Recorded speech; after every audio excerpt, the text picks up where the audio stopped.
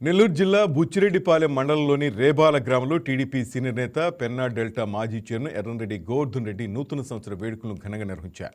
స్థానిక నేతలతో కలిసి 70 కేజీల భారీ కేక్ను కట్ చేసి న్యూ ఇయర్కు గ్రాండ్ వెల్కమ్ చెప్పారు.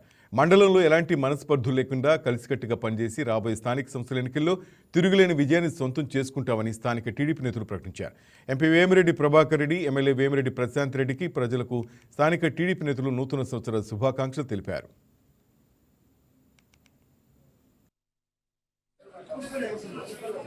ఎన్నికల్లో కూడా ప్రతి ఎన్నికని అందరి సహకారంతో తెలుగుదేశం పార్టీ విజయానికి మా శాసనసభ్యులతో అన్ని రిక్రూట్మెంట్ కూడా పాల్గొగా ఇచ్చేదానికి మేమందరం చూపిస్తామని సందర్భంగా పార్టీ నాయకులు, బీజేపీ నాయకులు, జనసేన నాయకులు కూడా ఎక్కడ భేదాభిప్రాయాలు లేకుండా క్లియర్గా అందరినీ ఈరోజు మా పార్టీలోకి అనేక మంది ఈరోజు మా ఎమ్మెల్యే గౌరవంతో పార్టీలో చేరున్నారు.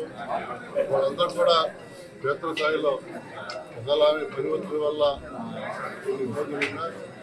క్షేత్రస్థాయిలో అందరినీ కోఆర్డినేట్ చేసుకుంటూ ఈ నూతన సంవత్సరంలో రాబోయే ఎన్నికలందరినీ మనకి కాకుండా